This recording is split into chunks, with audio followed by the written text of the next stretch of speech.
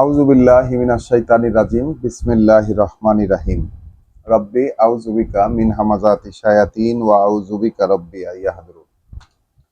কৃতজ্ঞতায় বিশ্বজগতের সৃষ্টিকর্তা প্রতিপালকের প্রতি, যিনি আমাদেরকে এই সান্ধ্যকালীন সময়ে সূর্যাস্তের পরবর্তী সময়ে আমাদেরকে আরো একবার সামনাসামনি হবার সুযোগ করে দিয়েছেন তার কিতাব নিয়ে। আমাদেরকে তার কিতাব আল কোরআন থেকে পড়তে দিচ্ছেন, শুনতে দিচ্ছেন, পরস্পর বলাবলি করতে দিচ্ছেন এবং ভাবতে দিচ্ছেন। এটা একান্তই তার অপার এক করুণা আমাদের প্রতি, যে তিনি এটা আমাদেরকে করতে অনুমতি এখন পর্যন্ত দিয়ে যাচ্ছেন। নতুবা আমাদের কোনো ব্যক্তিগত সামর্থ্য বা ব্যক্তিগত যোগ্যতা এরকম ছিল না যে আমরা এইভাবে তার কিতাব খুলে পড়তে বসবো। আমরা আমাদের এই সন্ধ্যার পড়ায় একটি শব্দকে, যেটা কিনা ইমান, ইমান শব্দটিকে ভিত্তি করে কোরআন থেকে ধারাবাহিকভাবে খুঁজে খুঁজে দেখছিলাম যে আল্লাহ ইমান শব্দটিকে ঘিরে, ইমান প্রসঙ্গে যে শব্দটি এত গুরুত্বপূর্ণ, এতবার এসেছে কোরআন মজিদে, ইমান শব্দটি বিভিন্ন ফরম্যাটে কোরআন মজিদে এসেছে অলমোস্ট 1500 বার, সরি দুঃখিত, 879 বার, 879 বার এসেছে 15টি ফরম্যাটে। তার মধ্যে আমরা যে ফরম্যাটটা পড়তেছি সেটা হচ্ছে আমানা। আমানা আমানা অর্থাৎ ইমান আনে, ইমান এনেছে। এবং এই আমানার মধ্যে আছে ইউমিনু, তারপর আমানু ইত্যাদি নানান ধরনের ডেরিভেটিভ মিলিয়েই আমরা পড়ছি।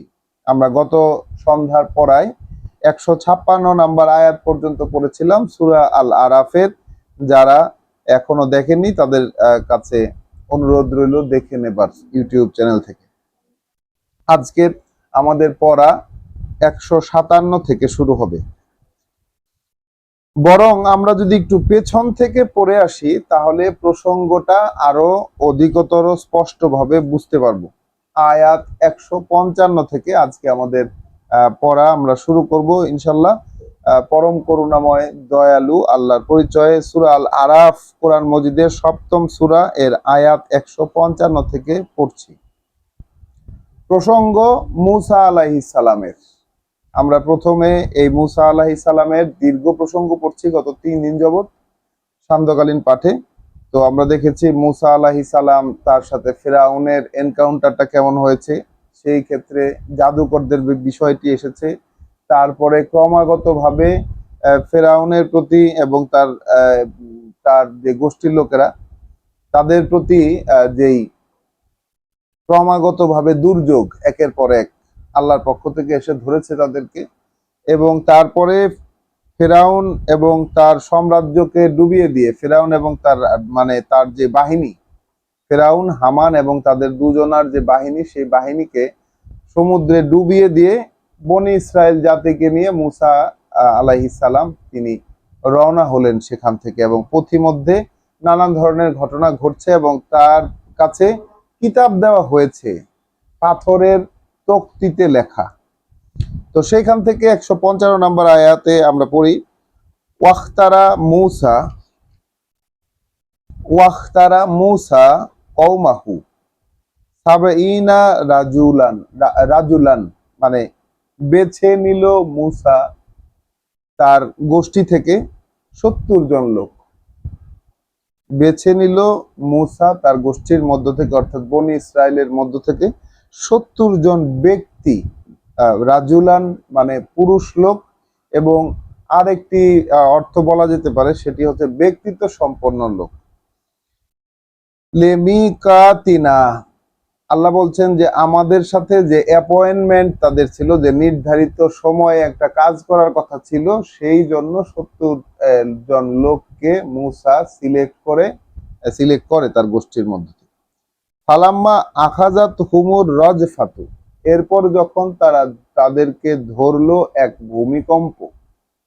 ভূমিকম্প যখন এসে ধরলো তাদেরকে, কলা মূসা বলছে, রব্বি, হে প্রভু, লাউ সে এটা, যদি আপনি চাইতেন, আহলাক তুম মিন কাবলু, এর আগেই আমাদেরকে ধ্বংস করে দিতে পারতেন, ওয়া ইয়া ইয়া, এবং আমাকেও ধ্বংস করে দিতে পারতেন। আপনি যদি চাইতেন তাহলে এদেরকে আগেই ধ্বংস করে দিতে পারতেন এবং আমাকেও।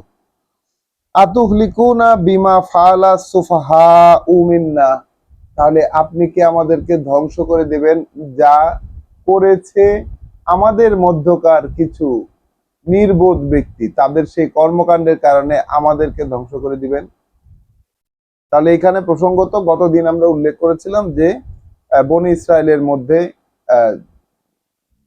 মানে কয়েকটি তারা মানে অকাজ করেছিল, জুলুম তারা করেছিল। এক হচ্ছে মুসা আলাইহিস সালাম যখন পর্বতে আল্লাহর সান্নিধ্যে ওই কিতাব আনার জন্য রওনা হয়েছিলেন, তাহলে মুসার পরবর্তী সময়, মুসা চলে যাওয়ার পরবর্তীতে তারা বাছুর, তাদের অলংকার গুলো গলিয়ে এক বাছুর মূর্তি তৈরি করেছিল এবং সেইটাকে তারা পূজনীয় হিসেবে গ্রহণ করেছে।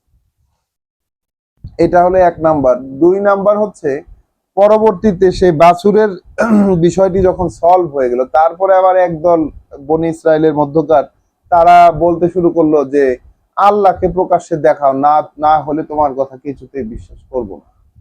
সেই পর্যন্ত বিশ্বাস করব না তোমার কথা মুসা, যতক্ষণ না আল্লাহকে প্রকাশ্যে দেখাচ্ছ। তো এই যে আল্লাহকে দেখতে চেয়ে মুসা, সে নিজেও কিন্তু আল্লাহকে দেখতে চেয়ে তাকে একটা মূল্য দিতে হয়েছে, এবং সেই পর্বতে, যে পর্বতের উপর আল্লাহ তার তাজাল্লি, যে ঝলক যখন ফেলেছেন, পর্বত চূর্ণ বিচূর্ণ গুঁড়ো গুঁড়ো হয়ে গেছে, মুসা লুটিয়ে পড়লেন অজ্ঞান হয়ে, এবং সেইখান অজ্ঞান হয়ে লুটিয়ে পড়ার পরে আবার যখন জ্ঞান ফিরে আসলো তার, তিনি কি বলেছিলেন আমরা ভুলে গেলে কিন্তু চলবে না। মুসা বলেছিলেন যে এখন আমার বিশ্বাস হয়েছে, আমি মানে সমর্পিতদের প্রথম জন, আমি আমি ফিরে আসলাম। হ্যাঁ, আমি ফিরে আসলাম। তখন মুসা কি বলেছিলেন আমরা একটু আবারও সেই জায়গাটা একটু দেখে নেই। এরপর যখন জ্ঞান আসলো মুসার, তখন বলছে যে সীমাবদ্ধতা মুক্ত আপনি, ফিরে আসলাম আপনার দিকে, মানে মানে অনুশোচনা করে ফিরছি এখন আপনার দিকে ক্ষমা চেয়ে, এবং আমি প্রথম জন যারা সমর্পিত হলো। তো এই যে মুসা একটি পাহাড় ধ্বংস হয়ে যাওয়া দেখতে পেয়ে বুঝতে পেরেছিলেন যে আল্লাহকে আসলে এই পার্থিব জীবনের এই চোখ দিয়ে দেখা সম্ভব না, দৃশ্যমান ভাবে দেখা সম্ভব না, উপলব্ধি করা সম্ভব, কিন্তু এই চোখ দিয়ে দেখা সম্ভব না। ওই পাওয়ারটাকে সেই সীমাবদ্ধতার ভিতরে তাকে নেওয়া সম্ভব হবে না। তো এইরকম ভাবে মুসার গোষ্ঠীও যখন আল্লাহকে প্রকাশ্যে দেখানোর জন্য চ্যালেঞ্জ ছুড়ে দিয়েছিল মুসাকে, ওই সময় এসে পুরো গোষ্ঠীর লোকদেরকে একটা ভূমিকম্প ধরেছে। তখন মুসা আলাইহিস সালাম বলছে যে আমাদের মধ্যকার একদল বোকা নির্বোধ ব্যক্তি যা করেছে তার বিনিময়ে আপনি আমাদেরকে ধ্বংস করে দেবেন। ইন হিয়া ইল্লা ফিতনাতুকা, এটা তো আপনার একটা পরীক্ষা। তুদিল্লু বিহা মান তাশাউ, এই পরীক্ষা দিয়ে আপনি ভ্রষ্ট করে দেন যাকে আপনি চান। ওয়া তাহদি মান তাশা, এবং পথেও পরিচালিত করেন আপনি যাকে আপনি মানে উপযুক্ত মনে করেন। আনতা ওয়ালিউনা, আপনি আমাদের অভিভাবক। ফাগফির লানা, তাহলে আমাদেরকে ক্ষমা করে দেন। তাহলে মুসা আলাইহিস সালামকে শেষ পর্যন্ত ক্ষমা চাইতে হয়েছে আল্লাহর কাছে। তাহলে আমাদেরকে ক্ষমা করে দেন, ওয়ার হামনা, এবং করুণা করুন আমাদের প্রতি। ওয়ান্তা খাইরুল গাফিরিন, আর যেহেতু আপনি ক্ষমাকারীদের মধ্যে সেরা ক্ষমাকারী। তাহলে এইটা কি মুসা আলাইহিস সালামের একান্ত বিনয় ছিল, বিনয়ের বশবর্তী হয়ে ক্ষমা চেয়েছিলেন, নাকি সত্যি সত্যি ক্ষমা চেয়েছেন? নিশ্চয়ই সিরিয়াসলি চেয়েছেন। বিনয়ের বশবর্তী হয়ে ক্ষমা তো চান নাই, কার্যকারণের ভিত্তিতেই তিনি ক্ষমা চেয়েছেন। ওয়াক্তুবুলানা, তার প্রার্থনা আরো লম্বা হচ্ছে যে লিখে দিন আমাদের জন্য ফি হাযিহিদ দুনিয়া হাসানাতান, এই পৃথিবীর জীবনে এমন একটা কল্যাণ, ওয়া ফিল আখিরাহ, এবং যেন পরকালেও কল্যাণ হয়। ইন্না হুদনা ইলাইকা, আমরা আপনার দিকে পরিচালিত হচ্ছি, আমরা আপনার দিকে পরিচালিত হচ্ছি। কলা আযাবি উসিবু বিহি মান আশাউ, আল্লাহ তখন জবাব দিলেন যে আমার শাস্তি আমার শাস্তি ধরবে তাকে, আমার শাস্তি ধরবে তাকে যার ক্ষেত্রে আমি উপযুক্ত মনে করব। মান আশা উ, তাহলে আমার শাস্তি ধরবে তাকে, তার উপরে গিয়ে আপতিত হবে যার ক্ষেত্রে আমি চাইবো। আর রহমাতি ওয়াসিয়াত কুল্লা শাইইন, আর আমার যে করুণা এটা ঘিরে আছে প্রত্যেকটা জিনিসকে। ফাসা আক্তুবুহা, লিখে দিব সেই রহমতটা, সেই করুণাটাকে লিখে দিব, লিখে দিব আমরা। লিল্লাযিনা, সেই লোকের জন্য যারা ইয়াত্তাকুন, সচেতন হয়ে উঠবে। কি হবে বলো? সচেতন হয়ে উঠবে। সচেতন মানে কি আসলে? সচেতন মানে আল্লাহর দিকে ফেরা না, শুধু সচেতন মানে হচ্ছে আল্লাহর কথাগুলো শুনে, আল্লাহর কথাগুলো শুনে তার পূর্বের যে ধ্যান ধারণাগুলো ছিল এগুলো সে পরিবর্তন করে ফেলবে। আল্লাহ তার পূর্বের যে ধ্যান ধারণাগুলো ছিল, যা নিয়ে সে ছিল, সবকিছুই সে আস্তে আস্তে মানে পরিবর্তনের দিকে তার মানসিকতা তৈরি হবে। এইটাই হলো মূলত সচেতনতা। পরিবর্তনের দিকে মানসিকতা তৈরি হবে, যেটা কিনা আগে ছিল না। নিজের ক্ষেত্রে, নিজের ক্ষেত্রে তাহলে লিখে দিব এই করুণা তাদের জন্য যারা ইয়াত্তাকুন, যারা নিজেদের এই যে বিভ্রান্তি থেকে যারা বাঁচতে সচেষ্ট হবে। ওয়াইউতুনা যাকাত, এবং পরিশুদ্ধির, নিজের পরিশুদ্ধির নিবেদন করবে। কি করবে বলো? পরিশুদ্ধির নিবেদন শব্দটার মানেটা কি? জাকাত মানেটা কি? এটা নিয়ে তো আমাদের হাজার হাজার কথা আছে। জাকাত মানে হলো যে 2.5% জাকাত যে দিবে। কিন্তু এখন আমরা যে কোরআন পড়তেছি, এখনকার সময়ের যে কোরআন, সেই আগে এই জাকাত শব্দটাকে তো অর্থ করা হতো না, এটাকে তো কোনো অনুবাদ করা হতো না, এবং কোরআনের বাইরে থেকে একটা নির্ণয় নিয়ে কোরআনে লাগিয়ে এটাকে সমাধান করা হয়েছে আমাদের ধর্মে। কিন্তু এখন এই যে ইউতুনা জাকাত যে বলছি, যে এর এর যে অর্থ পরিশুদ্ধির নিবেদন সে করবে, এই নিবেদনটা আসলে কি? কামরুল ভাই, আপনার মাইক্রোফোনটা একটু অফ করে দেন। পরিশুদ্ধির নিবেদনটা আসলে এর এই শব্দটার মানে কি? এই শব্দটার মানে হচ্ছে যে আমি শুদ্ধ হইতে চাই, এই ইচ্ছা। না, নিজেকে কেউ নিজে সংশোধন করতে পারে না আল্লাহ না চাই। নিজেকে কেউ সংশোধন করতে পারে না আল্লাহ না চাইলে, সেখানে আল্লাহর চাওয়া লাগে। কিন্তু তাহলে পরিশুদ্ধির নিবেদনটা আসলে কি?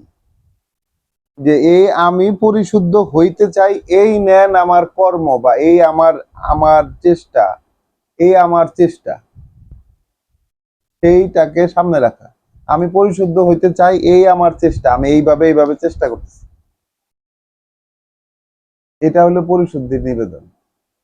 ওয়াল্লাযিনা হুম বিআয়াতিনা ইউমিনুন, অর্থাৎ যারা আমাদের আয়াতের প্রতি বিশ্বাস করে, আয়াতের প্রতি বিশ্বাস করে, আয়াতে ঈমান আনে। আয়াতে ঈমান আনলে তাহলে একই সাথে পরিশুদ্ধির নিবেদনও হবে, সচেতনতা আসবে। তাহলে ঈমান কি বলো? ঈমান শব্দটার মানে কি?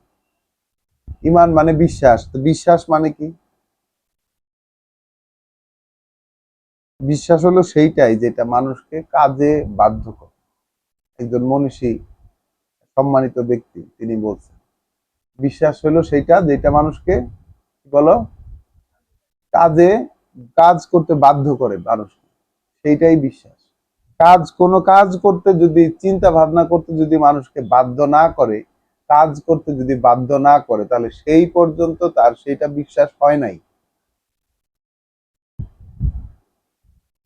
পরকাল অনুযায়ী, পরকালের হিসাব অনুযায়ী যদি কাজ করতে আমাদের বাধ্য না করে এই জীবনে, আল্লাহর কথা অনুযায়ী নিজেকে অ্যালাইন করার জন্য যদি কাজ করতে বাধ্য না করে, এই পৃথিবীতে চিন্তা ভাবনা করতে বাধ্য না করে সেই আঙ্গিকে, তার মানে আমাদের কিন্তু বিশ্বাস নাই। যেমন মুসা আলাইহিস সালামের বিশ্বাস ছিল না যে আল্লাহকে দেখা যাবে না। যখন ঘটনাটা ঘটিয়েছেন আল্লাহ, যখন সে অজ্ঞান হয়ে পড়ে গেছে, তারপরে তার বিশ্বাস হয়েছে যে হ্যাঁ, না, এই সীমাবদ্ধতা চোখ দিয়া, মানে সীমাহীন আল্লাহকে আসলে দেখা সম্ভব হবে না। তাহলে বিশ্বাস সেইটাই যেটা মানুষকে কাজ করতে বাধ্য করে। তাহলে যারা আয়াতে বিশ্বাস আনবে তাদের জন্য সেই রহমত লিখে দিবেন। আল্লাহ মুসা আলাইহিস সালামের সাথে কি করছেন? ওয়াদা করছেন। মুসা আলাইহিস সালামের সাথে ওয়াদা করছেন, এবং এই ওয়াদা কি চলে গেছে? ইনঅ্যাক্টিভ হয়ে গেছে এই ওয়াদা? আমাদের ক্ষেত্রে এই ওয়াদা অ্যাক্টিভ নাই, আমাদের ক্ষেত্রে কাজ করবে না এই ওয়াদা।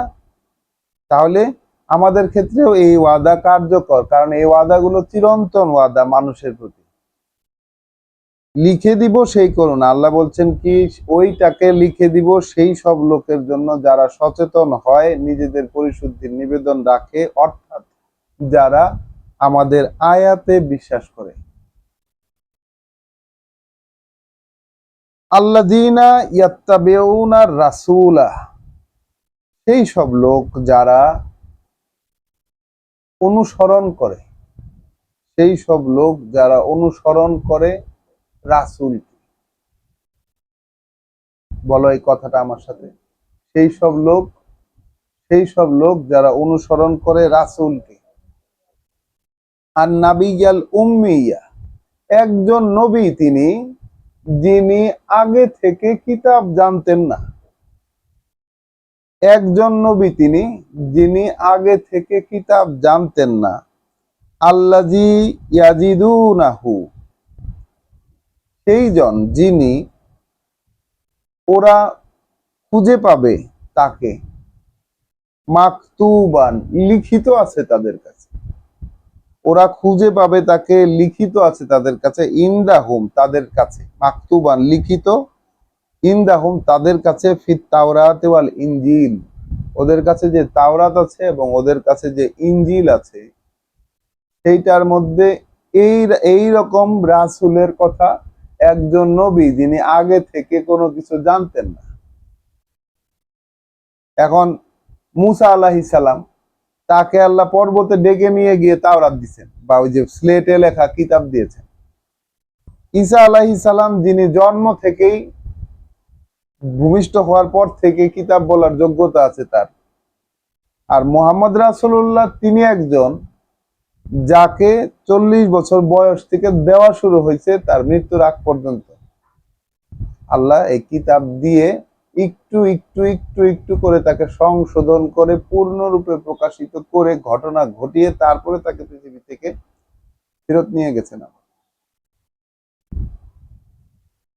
তাহলে আল্লাযীনা ইয়াত্তাবিউনা রাসূল,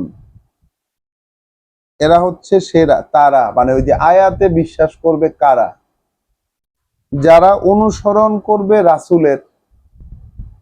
তাহলে এখন আমাদের কাছে প্রচলিত দুনিয়াতে রাসূলের অনুসরণ মানে হচ্ছে লম্বা পোশাক পরা, মাথায় পাগড়ি অথবা টুপি পরিধান করা, লম্বা দাড়ি রাখা, চুলও লম্বা রাখা পারলে, সেই সাথে টাকনুর উপরে কাপড় পরা, 5 ওয়াক্ত নামাজ পড়া, এইগুলো হচ্ছে রাসূলের অনুসরণ। আরো কিছু সালাম দেওয়া, আলহামদুলিল্লাহ পড়া, সুবহানাল্লাহ বলা, খাইতে বসলে বিসমিল্লাহ বলা, খেয়ে উঠলে আলহামদুলিল্লাহ বলা, এই ধরনের অনেকগুলা বিষয় যেগুলো রাসূলের অনুসরণ করা বলতে বোঝায়। সেইখানে একজন রাসূলের পরিচয় দিচ্ছেন আল্লাহ, যারা অনুসরণ করবে রাসূলকে, একজন নবী যিনি আগে থেকে কিতাব জানতেন না, উম্মি নবী। উম্মি নবী, উম্মি শব্দটাকে কিন্তু আমরা দেখে এসেছি সূরা বাকারার সংজ্ঞা থেকে। আমরা উম্মি শব্দটার প্রচলিত অর্থ হচ্ছে অশিক্ষিত, এবং এটা দিয়ে বলা হয় যে আমাদের রাসূল মুহাম্মদ রাসূলুল্লাহ তিনি অশিক্ষিত ছিলেন, পড়তে জানতেন না বা লিখতে জানতেন না। কিন্তু বিষয়টা হচ্ছে তিনি কি পড়েননি? তিনি আল্লাহর কোনো কিতাব পড়েননি, অর্থাৎ তাওরাত এবং ইনজিল তার জানা ছিল না। কারণ কি? কোরআনের সাথে তাওরাত এবং ইনজিলের অলমোস্ট 80-90% মিল আছে, 80% মিল আছে মিনিমাম। তাওরাতের আইন কোরআনের আইনের সাথে সম্পূর্ণ একরকম, কাছাকাছি। ইনজিলে এবং তাওরাতে যেসব নবী রাসূলদের যেসব কাহিনী আছে, পৃথিবী সৃষ্টির যে বর্ণনা আছে, তার সাথে 80% সিমিলারিটি আছে এই কোরআনের। 20% ক্ষেত্রে ডিফার করে, অন্যরকম 20%। তাহলে মানুষ ক্লেম করতো যে তাকে কেউ শিখাই দিয়ে গেছে, মোহাম্মদ এখনো ক্লেম করে যে মোহাম্মদ তাওরাত এবং ইনজিল থেকে কপি করছে। মানুষ এখনো এটা বলে, ও বিধর্মী লোকেরা বলে যে মোহাম্মদ রাসূলুল্লাহ কপি করছে সেই কিতাবগুলোকে। ঠিক আছে, তাহলে একজন রাসূল, একজন যারা অনুসরণ করবে একজন রাসূলের, একজন নবী যিনি পূর্ববর্তী কিতাব জানতেন না, কিন্তু তার কথা খুঁজে পায় তারা, লিখা আছে তাদের কাছে তাওরাতে এবং ইনজিলে। ইয়ামুরুহুম বিল মারুফে, সেই রাসূল তাহলে রাসূল কি করে এখন সেটা বলা হচ্ছে। অর্থাৎ রাসূলের অনুসরণ বলতে কি বোঝাবে, উনি কি করেন? ইয়ামুরুহুম, উৎসাহ দেয় তাদেরকে, বিল মারুফ মানে কল্যাণের যে কাজগুলো, আল্লাহর নির্ধারিত যে শিষ্টাচার, শব্দটা কি বলছি বলো? শিষ্টাচার মানে কি? শিষ্টাচার মানে ভালো ভালো যে কাজগুলো, যেগুলো সমস্ত কিতাবে, সেই তাওরাতে, ইনজিলে এবং তার পূর্ববর্তী যত কিতাব আছে সেইখানেও যেইগুলোকে আল্লাহর নির্দেশিত কাজ বলা, সেইগুলাকে মারুফ বলে কোরআনী পরিভাষায়, যেটা সবাই জানে। যেমন ধরো মাপে ওজনে কম দিবে না, যেমন ধরো মানুষের সাথে ভালো আচরণ করবে, এইগুলো হচ্ছে সেই মারুফ। তাহলে রাসূল কি করেন? উৎসাহ দেন এই সবাই যে কাজগুলো জানে সেইগুলা করতে। ওয়ায়ানহাউনা আনিল মুনকার, এবং বাধা দেন কি কি করতে? সেটা বিকৃত করতে। সেই যে মারুফ যে কাজগুলো, সবাই যে ভালো ভালোর আহ, মানে পরিচয় হিসাবে যে কাজগুলোকে মানুষ জানে, সেই কাজগুলো করার জন্য উৎসাহ দেন তিনি, এবং বাধা দেন সেগুলোকে বিকৃত করতে।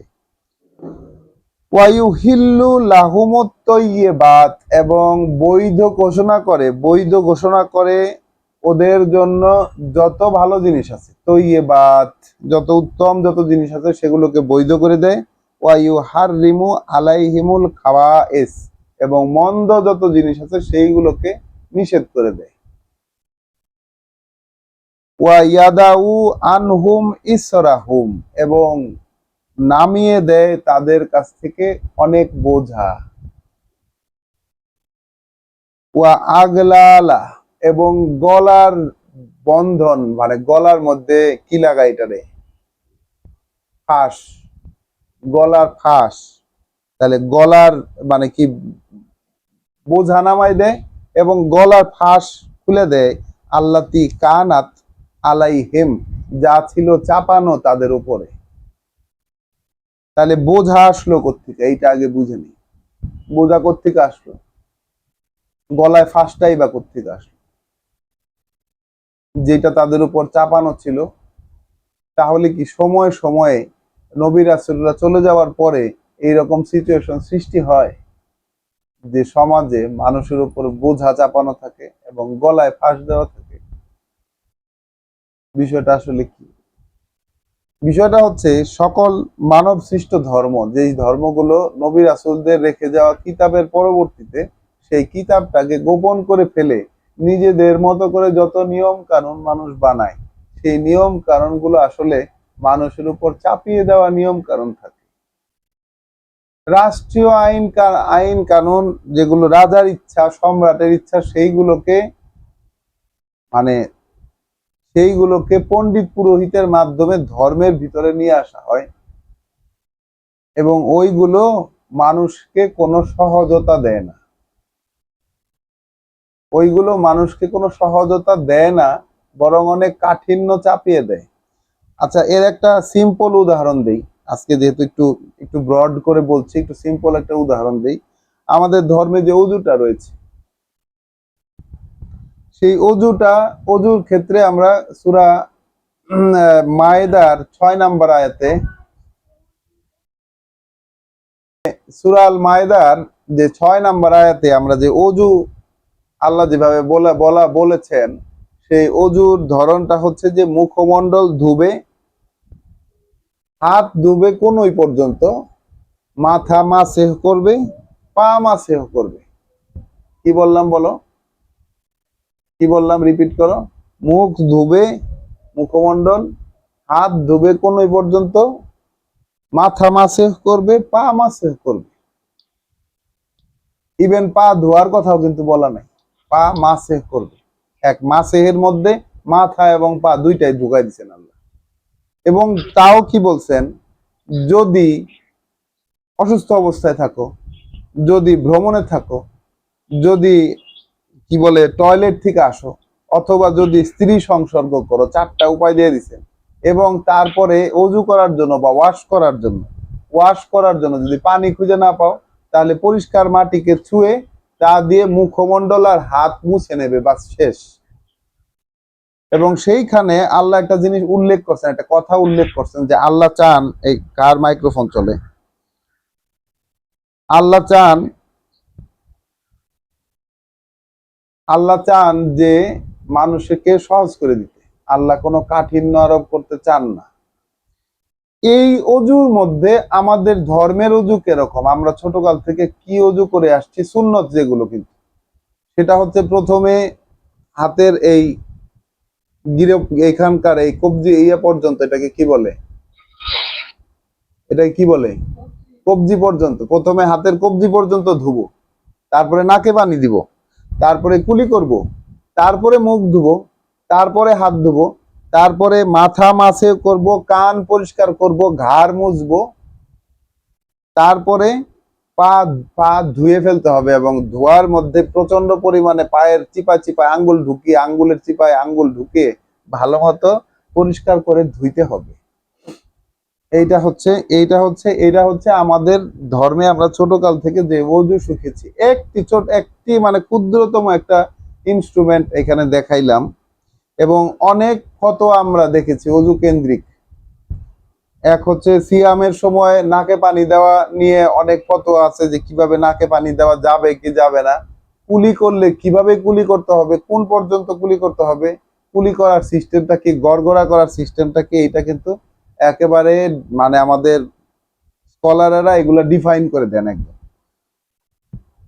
ঠিক আছে, তাহলে এই যে বিষয়গুলো, যেগুলো কোথা থেকে যে ঢুকেছে, কিভাবে এন্ট্রি নিয়েছে, এগুলো আল্লাহর দেওয়া শরীয়তের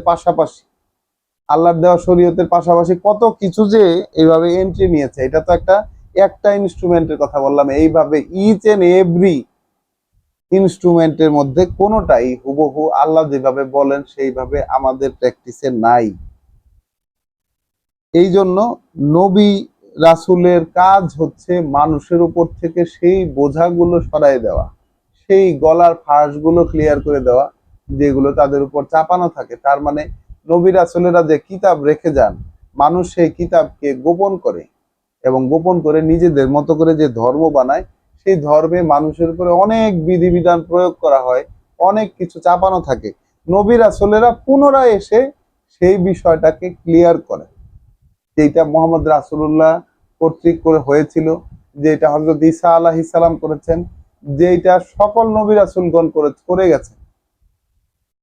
সমাজে যা বিদ্যমান থাকে সেটা মানুষের উপর থাকে বোঝা।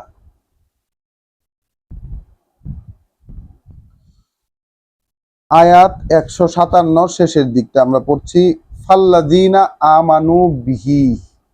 এখন যারা ঈমান আনবে এই সবে, কোন সবে, রাসূল যেগুলা বলতেছেন, উৎসাহ দিচ্ছেন কি, সর্বজন বিদিত যে ভালো কাজগুলো।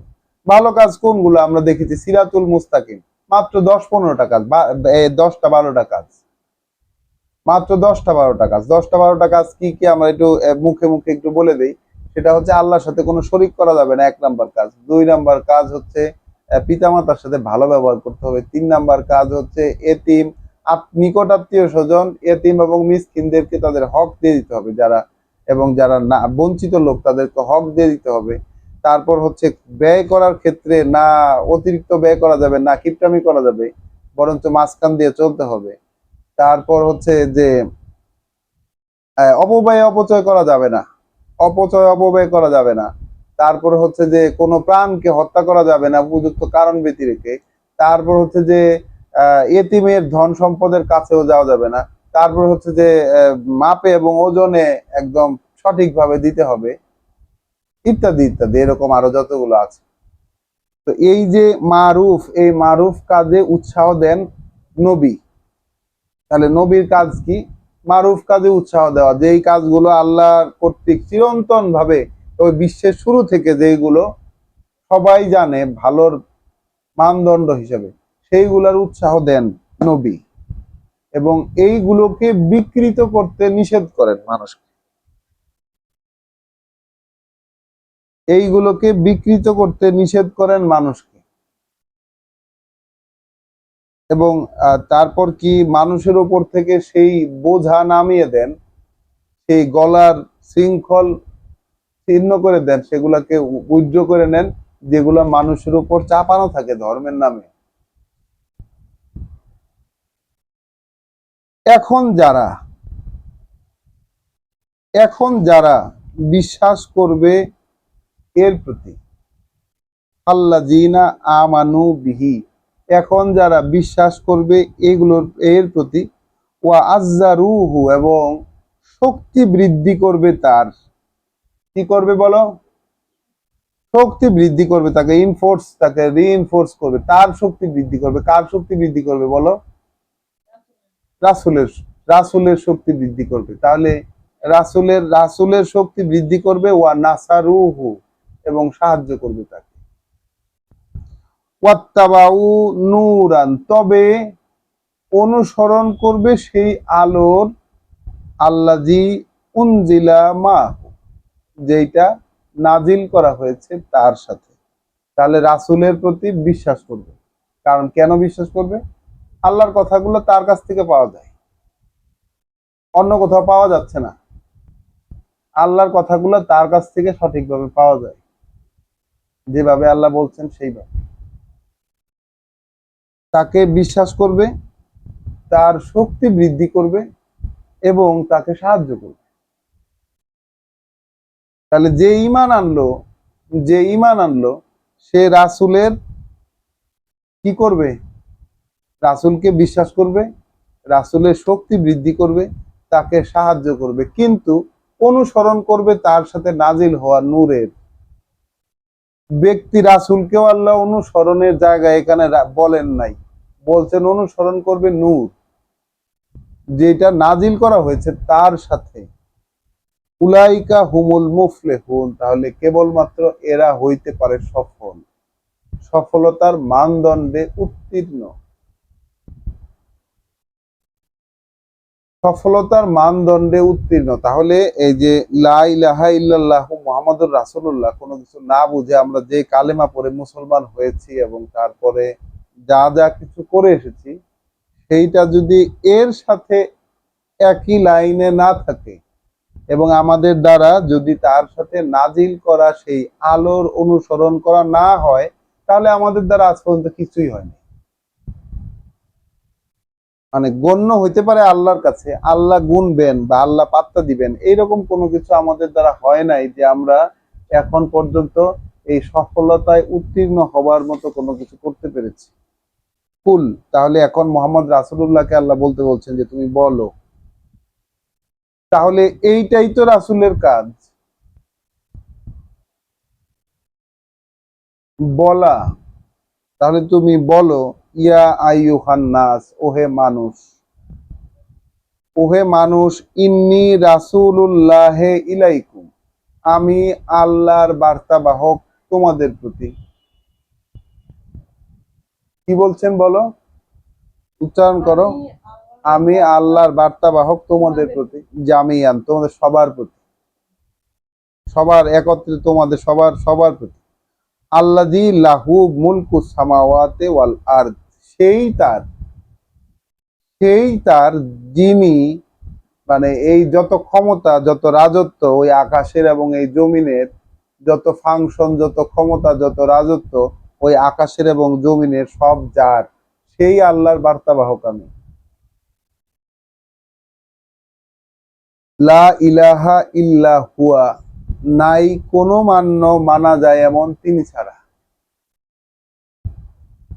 ইউহি ওয়া ইউমিত, তিনি বাঁচান, তিনি মৃত্যু দেন। আমিনু বিল্লাহি ওয়া রাসূলিহি, তাই এখন বিশ্বাস আনো আল্লাহর প্রতি এবং তার বার্তা বহন যিনি করছেন তার প্রতি। আন-নাবিয়্যে, সে একজন বার্তা ঘোষক, একজন বার্তা বাহক। আল-উম্মিয়্যে, যে পূর্ববর্তী কিতাব জানতো না। আল্লাযী ইউমিনু বিল্লাহ, সে নিজেও বিশ্বাস করে আল্লাহর প্রতি। ওয়া কালিমাতিহি, এবং তার কথাগুলোর প্রতি। তাহলে রাসূল নিজেও বিশ্বাস করে আল্লাহর প্রতি, তাহলে রাসূলকে বিশ্বাস করা মানে ওই ঘুরে ফিরে সেই আল্লাহর কথা বিশ্বাস করার মধ্যেই চলে, ওটাকেই বোঝায়। তাহলে আল্লাহজি, তিনি সেই সেই রাসূল, সেই নবী যে উম্মি, যে পূর্ববর্তী কিতাব জানে না। আল্লাহজি ইউমিনু বিল্লাহ, সে নিজেও সে সে হলো সেই যে বিশ্বাস রাখে আল্লাহর প্রতি। ওয়া কালিমাতিহি, এবং তার কালিমা যত আছে, যত কথা আছে, তার বার্তা যত আছে সেগুলোর প্রতি বিশ্বাস করে। ওয়াত্তাবিউহু, এবং সেই কথাগুলার অনুসরণ করে। তাহলে রাসূল অনুসরণ করে কি? আল্লাহর কথা, আল্লাহর কালিমার অনুসরণ করে। তাহলে রাসূলের অনুসারী যারা হবে তাদের কাজ কি? আল্লাহর কালিমার অনুসরণ করা। রাসূলের অনুসরণ করা মানে হলো কি অ্যাকচুয়ালি আল্লাহর কালিমা অনুসরণ করা, আল্লাহর যে কথাগুলো সেই কথাগুলোর অনুসরণ করা। এবং তাহলে রাসূল নিজেও অনুসরণ করে, হ্যাঁ, নিজেও অনুসরণ করে আল্লাহর কালিমাগুলো, আল্লাহর কথাগুলো। লাআল্লাকুম তাহতাদুন, এখন তাহলে বিশ্বাস আনো যাতে তোমরা সঠিক পথ পেতে পারো, যাতে তোমরা সঠিক পথে উঠে আসতে পারো। তাহলে কোথায় বিশ্বাস করব, কাকে বিশ্বাস করব? এখন যেমন আজকে একটি কথা শুনতেছিলাম যে ইসলাম ধর্ম একটা ধর্ম, কোরআনও একটা ধর্ম, দুইটার সাথে কোনো মিল নাই যদি ধর্মই বলি। তাহলে ইসলাম ধর্ম রাসূল মোহাম্মদ রাসূলুল্লাহকে একরকম ভাবে উপস্থাপন করে, এক ইসলাম ধর্ম একরকম ভাবে উপস্থাপন করে, তার অনুসরণকে একরকম ভাবে উপস্থাপন করে। আর কোরআন মোহাম্মদ রাসূলুল্লাহকে ভিন্ন আঙ্গিকে উপস্থাপন করে এবং তাকে অনুসরণ করা বলতে অন্য একটা জিনিসকে বোঝায়, যেই জিনিসটা ধর্ম বোঝায় না।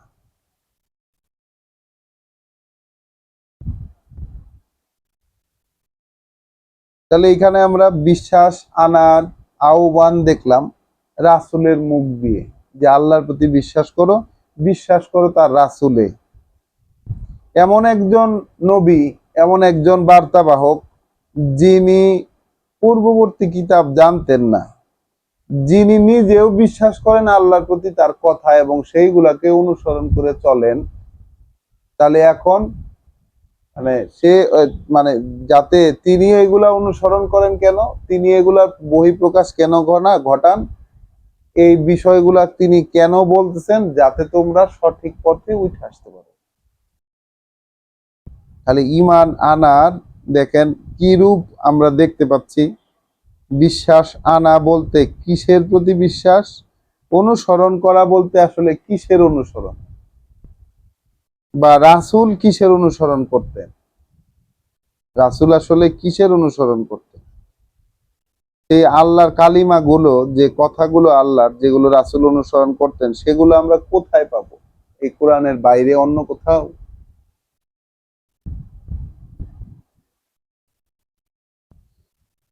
এরপর আয়াত 185-তে আছে ঈমান শব্দটি।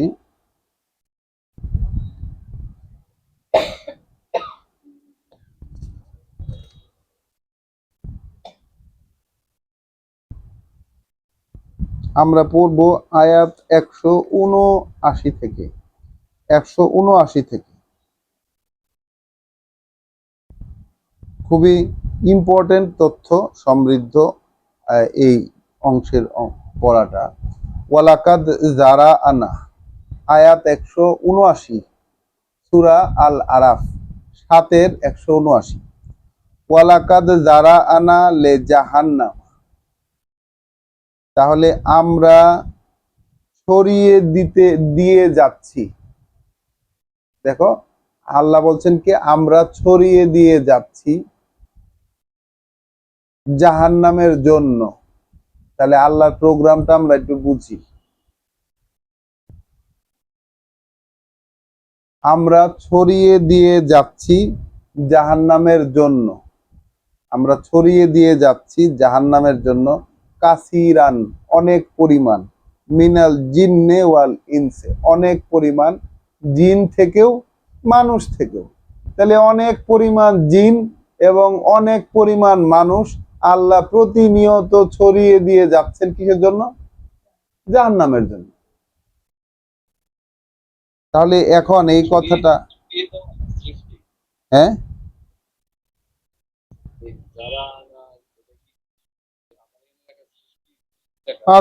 সৃষ্টিও হয়, সৃষ্টি হয় বা পৃথিবীতে যে প্রতিনিয়ত যে ছড়াই দিতেছেন আল্লাহ, এইটা আর কি। হ্যাঁ হ্যাঁ হ্যাঁ, 179 নম্বর আয়াত তো।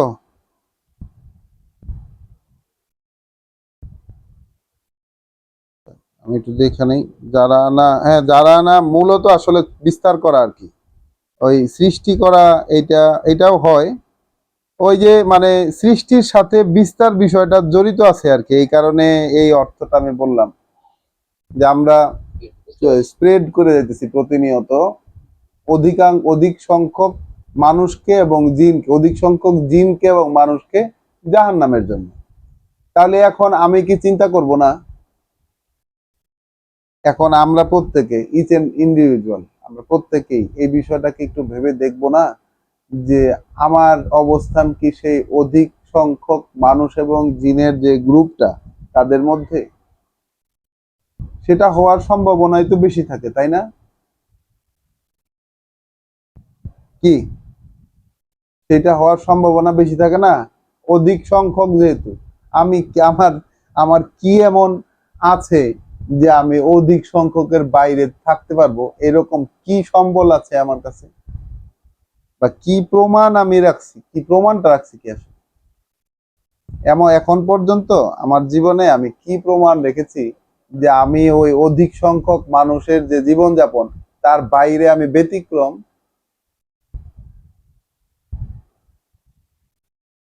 বলতো, অধিক সংখ্যক মানুষ যদি জাহান্নামের জন্য তৈরি করে থাকেন আল্লাহ এবং ছড়িয়ে দিয়ে যে থাকেন প্রতিনিয়ত, এই যে পৃথিবীতে এখন 800 কোটি মানুষ রয়েছে, 800 কোটি মানুষ কম আর বেশি, 800 কোটি মানুষ এই সময়ে অবস্থান করছে। আগে ছিল এক এক সময় এক এক রকম সংখ্যায় মানুষ ছিল। তাহলে এখন যে 800 কোটি মানুষ আছে, এর মধ্যে অধিক সংখ্যক মানুষ মানে কি বোঝাবে? বেশিরভাগ মানুষ বলতে আসলে কি বোঝাবে? তাহলে বেশিরভাগ মানুষের মধ্যে কি আমি আছি, না বেশিরভাগ মানুষের বাইরে আমি আছি? যদি বেশিরভাগ মানুষের মধ্যে থেকেও আমার যদি কোনো চিন্তার উদ্রেক না হয়, তাহলে আমার অন্তর মরা, এটা আমাকে ধরে নিতে হবে। এবং তাই কিন্তু আমাদের কি কোনো চিন্তার উদ্রেক হয় এই নিয়ে? আমরা কি কোনো সারাদিনের মধ্যে কোনো আনচান বোধ করি যে হায় হায় আমি তো জাহান্নামীদের দলে অন্তর্ভুক্ত হয়ে আছি? এরকম কোনো আনচান বোধ কি আমাদের মনের মধ্যে কাজ করে? করে না কিন্তু, সত্যি কথা হচ্ছে যে এটা করে না। তার মানে কি আমি আসলে এটা নিয়ে ভাবি না। তাহলে আল্লাহ কি বলছেন যে লাকাদ, লাকাদ মানে হচ্ছে অবশ্যই, অবশ্যই মাস্ট, মানে ফাংশনালি এইটাই বিষয়, এইটাই যে আমরা ছড়িয়ে দিয়ে যাচ্ছি জাহান্নামের জন্য অনেক সংখ্যক জিন এবং অনেক সংখ্যক মানুষকে। দেখো, তাই সেই সব মানুষের বৈশিষ্ট্য কি দিচ্ছে? লাহুম কুলুবুন, তাদের আছে অন্তর, তাদের আছে অন্তর। তাহলে অন্তরটা কি, এটাও একটু একটু বলা প্রয়োজন আছে, কারণ অন্তর জিনিসটার সাথে এটার সাথে আমরা পরিচিত না। অন্তরের সাথে পরিচিত না। পরিচিত কি অন্তরের সাথে? আমরা বলি মন, মন বলি, আমার মন ভালো নাই। আবার আমরা মস্তিষ্ক বলি, আবার বুক বলি, আবার আবার বুকের, আল্লাহ বলছেন বুকের ভেতর অন্তর আছে, বুকের ভেতর অন্তর আছে। এখন অন্তরের সাথে কিন্তু আমরা পরিচিত না। কারণ কি, কেন পরিচিত না তার প্রমাণ কি? লাহুম কুলুবুন লা ইয়াফকাহুনা বিহা, অন্তর আছে তাদের কিন্তু সেটা দিয়ে ভাবে না। আমরা তো ভাবি না। আমরা ভাবি, ভাবছি কখনো যে আমি, আমাকে তৈরি করা হয়েছে জাহান্নামের জন্য, আমি প্রতিনিয়ত আমার কর্মকাণ্ড দিয়ে যা কিছু কামাই করতেছি তাতে আমার নিশ্চিত জাহান্নামে যাওয়া মোটামুটি নিশ্চিত হয়ে আছে? এই বিষয়টা কখনো ভেবে রেখেছি? কখনোই তো ভাবি নাই। কোরআন পড়তেছি আজকে 10 বছর যাবৎ প্রায়, তারপরেও তো এই ভাবনা আসতে চায় না মনের মধ্যে। আর যে কিনা জানে না, সে তার তো ভাবার প্রশ্নই আসে না, কখনো এটা ভাববে না সে যে আমার সৃষ্টি আসলে জাহান্নামের জন্য। এরকম দুর্বিষহ ভাবনা কে ভাবতে যাবে? অথচ ওইটাই সত্য। আল্লাহ বলছে লাকাদ, একেবারে নিশ্চিত সত্য। তাহলে তাদের আছে অন্তর। তাহলে আমরা কি এই গ্রুপের মধ্যে পড়েছি কিনা এটা আমরা নিজেরাই এখন বিবেচনা করে দেখি, দেখি আমাদের অন্তর কি কেঁপে ওঠে? কাঁপে না তো। তাদের আছে অন্তর, যারা সেটা দিয়ে ভাবে না, সেটা দিয়ে তারা ভাবে না। ওয়ালা হুম আয়ুনুন, আছে চোখও, লা ইয়াবস ইয়া লা ইউবসিরুনা বিহা, সেটা দিয়ে দেখে না। তাহলে যেটা দেখতে, দেখার, যেই জিনিসটা দেখার কথা ছিল ওইটা দেখি না। এখান থেকে কি দেখে যাওয়ার কথা? কোন জিনিসটা দেখার কথা এখান থেকে? আল্লাহ যেটা যেই সব জিনিস দেখতে বলেছেন সেইগুলা দেখার কথা। প্রকৃতি দেখার কথা, বৃষ্টি দেখার কথা, সূক্ষ্ম সূক্ষ্ম জিনিসের নড়াচড়া দেখার কথা, ফসল এর সবুজ ফসল কেমনে পাকে, কিভাবে হলুদ হয়, এইগুলা দেখার কথা। এবং এগুলার মধ্য থেকে আল্লাহর পরিচয় বের করে নেওয়ার কথা। ওই কিভাবে আকাশে মেঘটা জমলো, কিভাবে বিদ্যুৎটা চমকাইয়া উঠলো, কোথায় গিয়ে পড়লো, ওই প্রাণীটা, যার যে প্রাণীটার থেকে আমি দুধ খাইতেছি সেটা কিভাবে হইলো, এই পৃথিবী কিভাবে সৃষ্টি হইলো, সমস্ত জিনিস কিভাবে কাজ করতেছে, এর অন্তরালে কে কাজ করতেছে, এই সমস্ত জিনিস দেখার কথা ছিল। চোখেও দেখা, আবার মনের চোখ দিয়েও দেখা, দুইটাই দেখার কথা ছিল। কিন্তু সেই রকম চোখ আমাদের আছে ঠিকই, আমরা সেগুলো কখনো দেখি না। ওয়ালাহুম ওয়ালাহুম আজানুন, আছে কান, লা ইয়াসমাউনা বিহা, সেটা দিয়ে তারা শোনে না। কারণ কোরআনে মনোযোগ দিয়ে শোনো, এটা আল্লাহর একটা কমান্ড। আল্লাহর কথা মনোযোগ দিয়ে শোনো। আল্লাহর কথা মনোযোগ দিয়ে শোনো, এইটা আল্লাহর একটা কমান্ড ছিল কোরআনে। যে কমান্ডটা আসলে মনোযোগ দিয়ে আসলে কয়জনই শোনে আল্লাহর কথা? তাহলে যেইটা শোনার কথা ছিল সেইটা শুনি না, অন্য সব শুনি। যেটা আমার নিজেকে, আমার এই যে 3টা যন্ত্র দিছেন কিন্তু আল্লাহ, একটা হচ্ছে আমার কান, একটা হচ্ছে আমার চোখ, আর একটা হচ্ছে আমার চিন্তা ভাবনা করার ক্ষমতা। এই যে 3টা যন্ত্র আল্লাহ দিচ্ছেন, এগুলা কিন্তু জিজ্ঞাসা করবেন, বলছেন না? এগুলা সম্পর্কে জিজ্ঞাসা করা হবে যে এগুলারে আমি কি ইউজ করছি। তাহলে তাদের অন্তর আছে, ভাবে না। তাদের চোখ আছে, দেখে না। তাদের কান আছে, শোনে না, সেইটা দিয়ে শোনে না। উলাইকা কাল আন আম, ওরা যেন আসলে চতুষ্পদ জন্তুর মতো। বাল হুম আদল্লু, বরং তাদের চেয়েও পথ চিনতে অক্ষম। কি বলছি বলো? পথভ্রষ্ট না, কিন্তু পশুরা কিন্তু কখনো পথভ্রষ্ট না।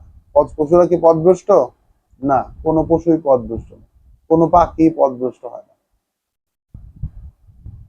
তাদের একটু পথ চিনতে একটু ইয়ে আছে, বরঞ্চ পথ চিনতে ওদের চেয়ে অক্ষম। ওরা বরঞ্চ পথ চিনতে পারে অনেক ভালো করে, কিন্তু মানুষ সঠিক পথটাকে চিনতে অক্ষম হয়। ওই যে আমরা গতকালকে পড়েছিলাম কি, মানুষের ধরন পড়েছিলাম কি, যারা বিশ্বাস আনে না তারা কি করে, ওই যে সঠিক পথটা যদি তারা দেখতে পায় সেটাকে তারা পথ হিসাবে নেবে না, নেয় না কখনো। এবং যদি পথ দেখে যেটা বিভ্রান্তির, ওইটাকে নিবে পথ হিসাবে। তাহলে বিভ্রান্তির পথটা তো তারা বিভ্রান্তির পথ হিসাবে মনে করে না।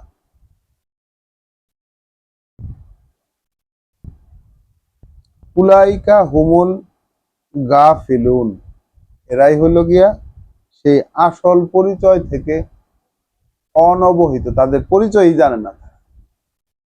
এই ধরনের লোকেরা তাদের পরিচয়ই জানে না। এখন আমরা আমরা আমাদের পরিচয় জানি? আমরা আমাদের পরিচয় কি জানি? আমরা আমাদের পরিচয় জানি না।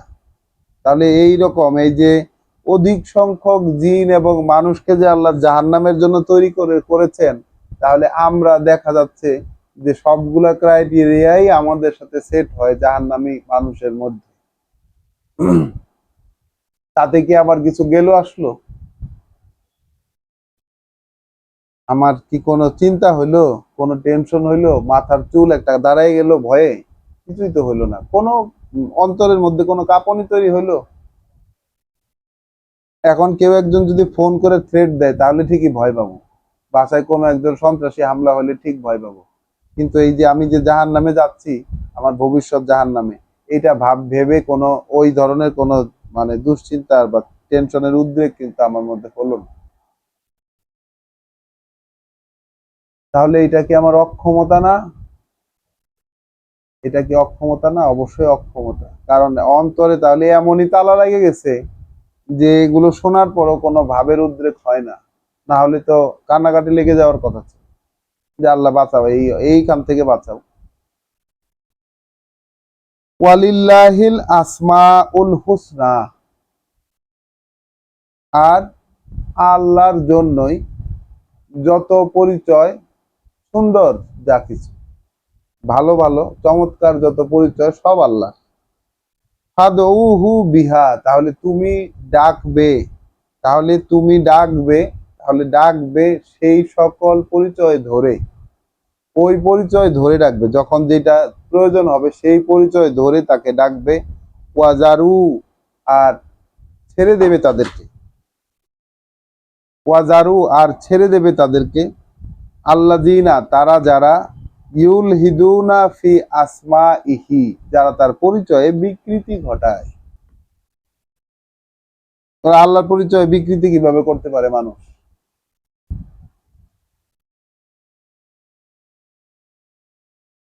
আল্লাহর পরিচয় কিভাবে বিকৃতি করতে পারে?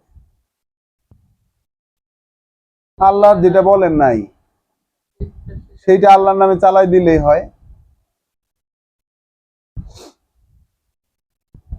যেটা আল্লাহ বলেন নাই সেটা কোনো না কোনো ভাবে সিস্টেম করে আল্লাহর নামে চালাই দিলেই হয়, আর কিছু লাগে না, আর কিছুর প্রয়োজন পড়ে না। যেমন আহ, মানে একটি কোরআনের আয়াত, সেটি হচ্ছে রাসূল, সে কোনো নিজ থেকে কোনো কথা বলে না, শুধুমাত্র ওহী এগুলো যেগুলো তার প্রতি ওহী করা হয়েছে। বিষয়টা হলো কোরআন প্রসঙ্গে, এই কথাগুলো সে নিজ থেকে বলে না, এগুলো শুধু হচ্ছে ওহী যেগুলো তার কাছে ওহী করা হয়। এইখান থেকে আমরা নির্ণয় নিয়েছি যে রাসূল তাহলে কোনো কিছুই ওহী ছাড়া বলতেন না, তিনি নর্মালি যা প্রকাশ করতেন, যা নিজ থেকে বলতেন এই কোরআনের বাইরে, ওইটা ওহী। এবং সেই হিসাবে রাসূলের কথা যা সংগ্রহ করা হয়েছে তার মৃত্যুর ২৫০ বছর পরে, সেগুলো সবগুলোই এখন ওহীর মর্যাদা পেয়েছে, ওহিয়ে গায়রে মাতলু, এমন ওহী যেগুলো নামাজে পড়া হয় না, যেগুলোকে আমরা আল হাদিস বলি। আমি সেগুলোর কোনো বিরুদ্ধে কথা বলছি না, বাট কোরআনের সাপেক্ষে সেই বিষয়টাকে বলছি যে যারা আল্লাহর পরিচয়ে বিকৃতি ঘটায়, আল্লাহর পরিচয়ে যারা বিকৃতি ঘটায়, তাদেরকে তুমি কি করবে? তাদেরকে কি করবে বলো? ত্যাগ করবে। পারবে ত্যাগ করতে? তাহলে এটা আল্লাহর আদেশ না? আল্লাহর আদেশ না এটা? আবার পড়ি, এই আয়াতটা আবার পড়ি। ওয়ালিল্লাহিল আসমাউল হুসনা, আল্লাহর জন্যই সুন্দর সুন্দর যত পরিচয়। আসমাউল হুসনা এটা তো মানুষের নাম দেয় এখান থেকে। সুন্দর যত পরিচয় ওইটা সব আল্লাহর জন্য। ওয়াদউহু বিহা, সুতরাং ডাকবে তাকে সেই নাম ধরে, সেই পরিচয় ধরে তাকে ডাকবে। সুন্দর যত পরিচয় আছে সেই পরিচয় ধরে তাকে ডাকবে। ওয়াজারু, এবং ত্যাগ করো, ছেড়ে দাও তাদের সঙ্গ। আল্লাহ জিনা ইউল হিদুনা বে আসমা ইহি, যারা বিকৃতি ঘটায় তার পরিচয়ে বা পরিচয় সমূহে। তাহলে আল্লাহ গাফুরুন রাহিম, আল্লাহ ক্ষমাশীল দয়াময়, এটা আল্লাহর একটা পরিচয়। কিন্তু আল্লাহ সবার জন্য ক্ষমাশীল দয়াময় না। এখন কেউ যদি তোমাকে বোঝায় ভাই আল্লাহ কিন্তু ক্ষমাশীল দয়াময়, বাস আল্লাহর পরিচয় বিকৃত হয়ে গেল।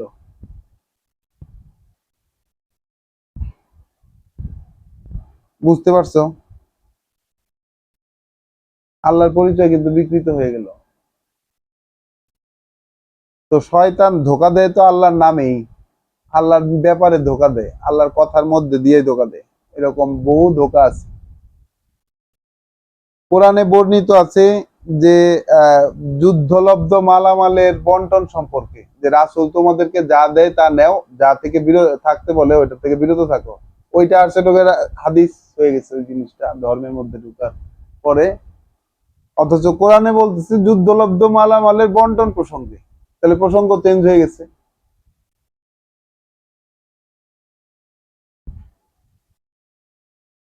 তাহলে ছেড়ে দাও, ত্যাগ করো তাদেরকে যারা আল্লাহর পরিচয়ে বিকৃতি ঘটায়। সা ইউজাউনা মা কানু ইয়ামালুন, খুব শীঘ্রই তাদেরকে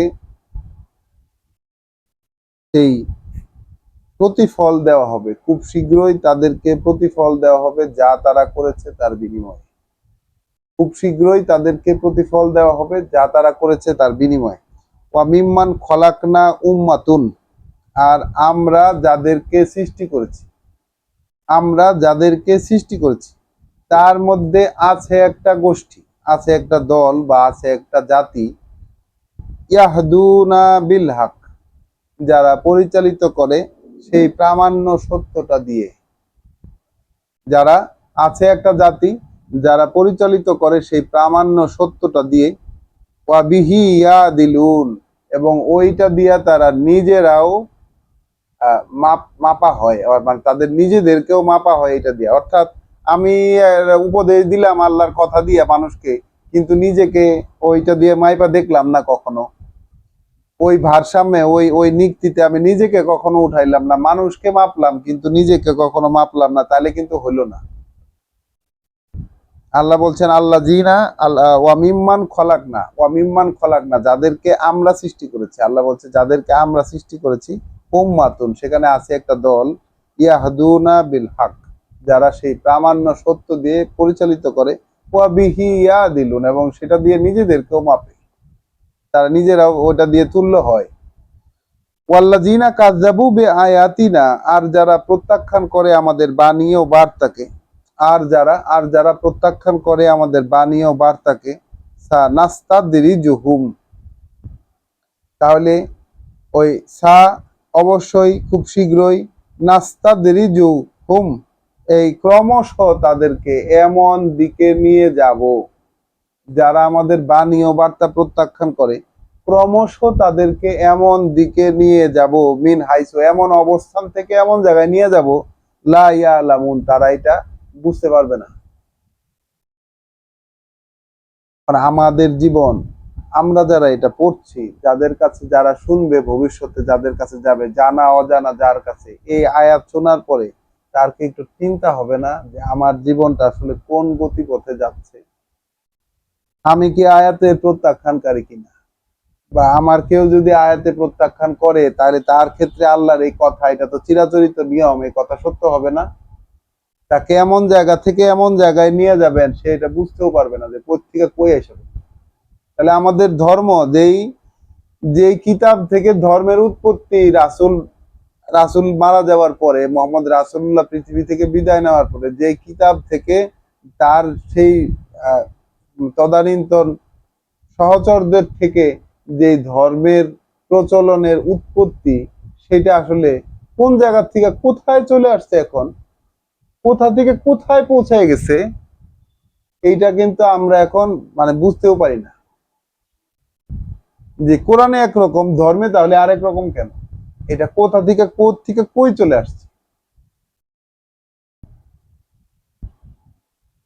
আল্লাযীনা কাযযাবু বিআয়াতিনা, যারা প্রত্যাখ্যান করে আমাদের বাণী ও বার্তা, সানাস্তাদরিজুহুম মিন হাইসু, তাদেরকে এমন ভাবে এক অবস্থা থেকে আরেক অবস্থা, এক জায়গা থেকে আরেক জায়গায় নিয়ে যাব, লা ইয়ালামুন, তারা এটা জানতেও পারবে না, ওয়া উমলি লাহুম, এবং তাদেরকে আমরা ঢিল দিয়ে যাব।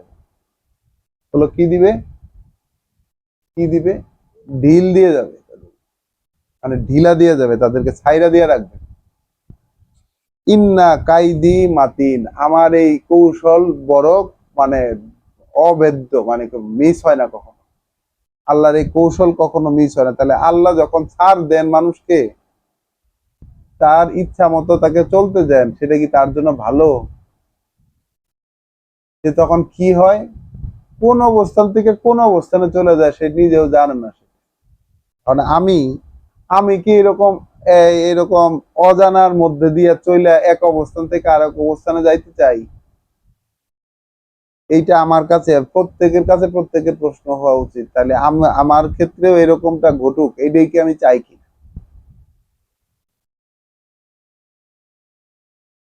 কিন্তু আমরা, আল্লাহ আমাদেরকে ঢিল দিয়ে রাখুক, একটু সুযোগ দেখ, একটু আরামে থাকতে দেখ কিছুক্ষণ, এই মানে কিছুক্ষণ একটু গা হাত পা ছড়াই একটু থাকতে দেখ, এটা তো সবাই চাই, তাই না? আল্লাহ আমাদেরকে হেফাজতে রাখুক, আল্লাহ আমাদেরকে সুখে রাখুক, সবাইকে সুখে স্বাচ্ছন্দ্যে রাখুক, এই প্রার্থনা তো আমাদের সব সময়কার। কোনো বিপদ না আসুক, বালা মুসিবত সব দূর হয়ে যাক,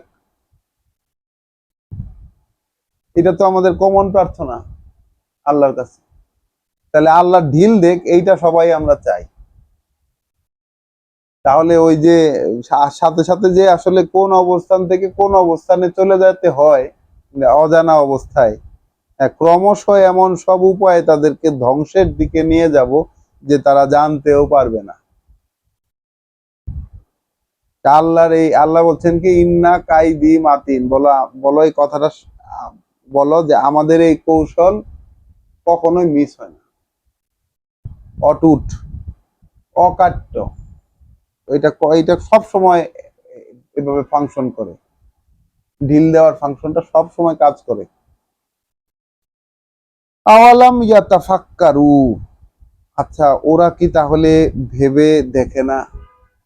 ওরা কি তাহলে চিন্তা করে না? তাহলে কি চিন্তা করাটা একটা কাজ? চিন্তা করাটা একটা কাজ। তাহলে আমরা যেমন চাকরি করি, আমরা বাজার ঘাট করি, আমরা খাওয়া দাওয়া করি, আমরা ঘুমাই, আমরা আমাদের মলমূত্র বিসর্জন করি, কিন্তু আল্লাহ এখানে বলছে যে তারা কি ভেবে চিন্তে দেখে না? তাহলে ভেবে চিন্তে দেখা, ভাবনা চিন্তা করা, এটাও একটা গুরুত্বপূর্ণ কাজ আল্লাহর দেওয়া। মা বেসাহিবিহিম মিন জিন্নাহ, তাদের এই সঙ্গী কিন্তু পাগল না।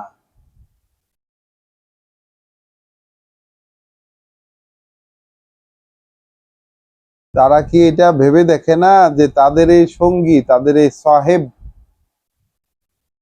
এই সাহেব, তাদের সঙ্গী, তিনি তিনি আছরগ্রস্ত নন, কোন ধান্দায় পায় নাই তাকে। ইন হুয়া ইল্লা নাজিরুন মুবিন, আর কিছুই নয় সে একজন সাবধানকারী দৃশ্যমান। আর কিছুই নয় সে একজন সাবধানকারী দৃশ্যমান। আওয়ালাম ইয়ানজুরু, আওয়ালাম ইয়ানজুরু, ওরা কি নজর দিয়ে দেখে না? ফি মালাকুতি সামাওয়াতি ওয়াল আরদ, ওই আকাশমণ্ডল মানে পরিচালনা, ওই আকাশমণ্ডল এবং এই জমিনের, তাহলে তারা কি নজর দিয়ে দেখে না ওই পরিচালনা যেটা কিভাবে চলতেছে, ওই আকাশ এবং জমিন কিভাবে যে চলতেছে, এটার দিকে তারা কি একটু চোখ দিয়ে তাকিয়ে দেখে না, একটু নজর দেয় না? ওয়ামা খলাকা আল্লাহু মিন শাইইন, এবং নজর কি দেয় না তারা যে আল্লাহ এই যে যা যা কিছু সৃষ্টি করেছেন সেই দিকে? সেই প্রত্যেকটা জিনিসের দিকে যা আল্লাহ সৃষ্টি করেছেন সেই দিকে কি তারা নজর দিয়ে দেখে না? ওয়া আন আসা আন ইয়াকুনা কাদ ইকতারাবা আজালুহুম। তাহলে বিষয়টা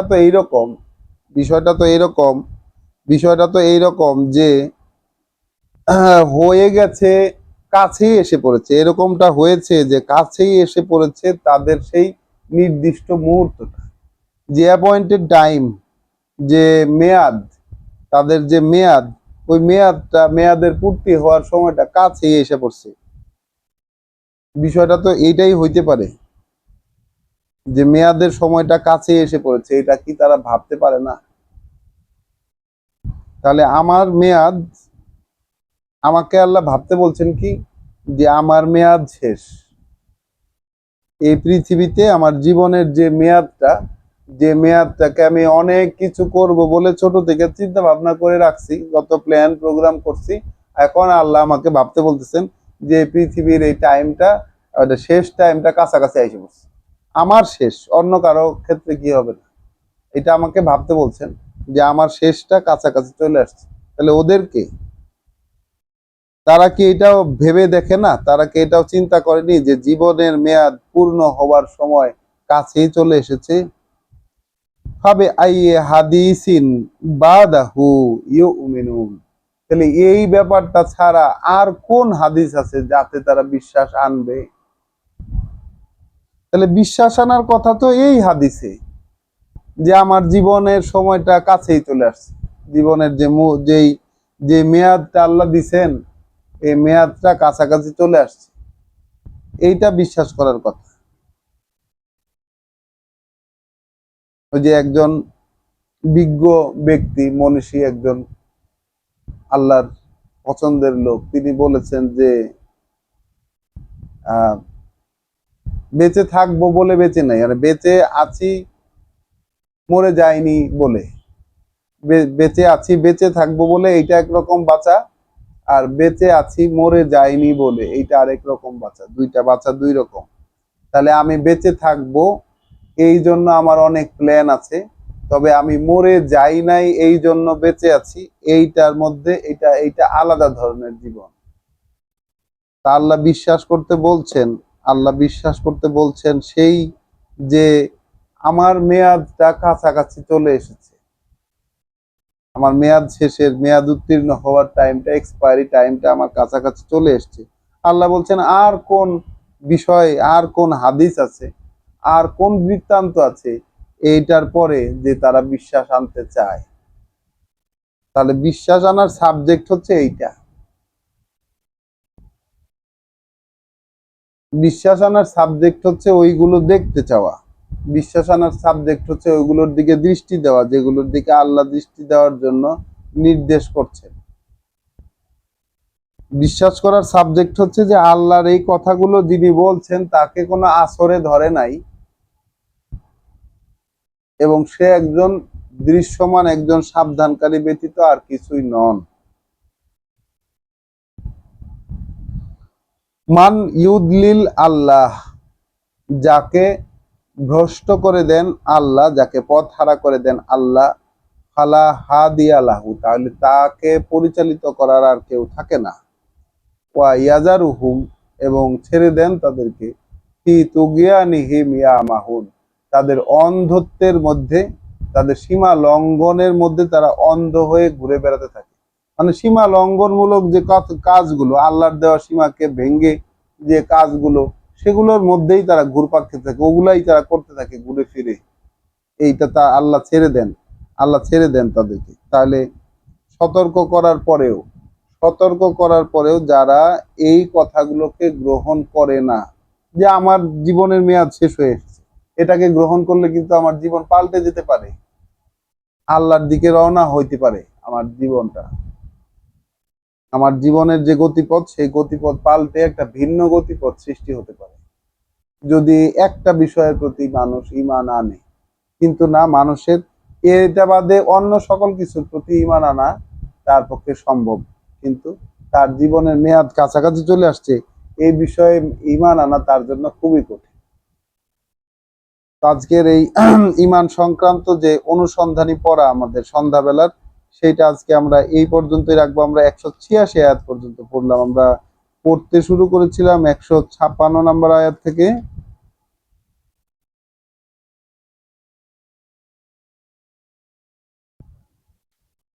আমরা 156, 155 থেকে পড়া শুরু করছিলাম। 155, 56, 57, 58 এই আয়াতটি পড়ে আমরা আবার একটু জাম্প দিয়ে 169, 179 থেকে পড়া শুরু করেছিলাম। সেখানে আমরা দেখলাম যে মানুষ এবং জিনের অধিকাংশ জাহান্নামের জন্যই সৃষ্ট। কিন্তু আমাদের যেখানে বিবেচনা করার কথা, তাহলে আমাদের অবস্থানটা কোথায়? তো সেই 179 নাম্বার আয়াত থেকে 186 নাম্বার আয়াত পর্যন্ত আমরা পড়েছি। ততটুকুই পড়তে পেরেছি, যতটুকু আল্লাহ পড়ার সুযোগ করে দিয়েছেন, যতটুকু অনুমতি দিয়েছেন তিনি। এবং কে কতটুকু বুঝতে পারলেন, আসলে এইটা তারই ইচ্ছার অনুযায়ী ঘটবে। আমরা আল্লাহর কাছে প্রার্থনা করি যেন তিনি আমাদের অন্তরকে, আমাদের যেই চিন্তা ভাবনার যে কেন্দ্র, সেই অন্তরকে, যেখানে গিয়ে সবকিছু রেসপন্স জমা হয়, সেইটাকে তিনি যেন বাঁকা করে না দেন। যেহেতু সেটাকে তিনি পরিচালিত করছেন, বরং তো তার কাছে আমরা একান্তভাবে তার করুণা ভিক্ষা চাই। তার কাছে আমরা করুণা চাই যেন তিনি তার একান্ত পক্ষ থেকে আমাদেরকে করুণা করেন, যেহেতু তিনি একমাত্র দাতা। সালামু আলাইকুম ওয়া রাহমাতুল্লাহ।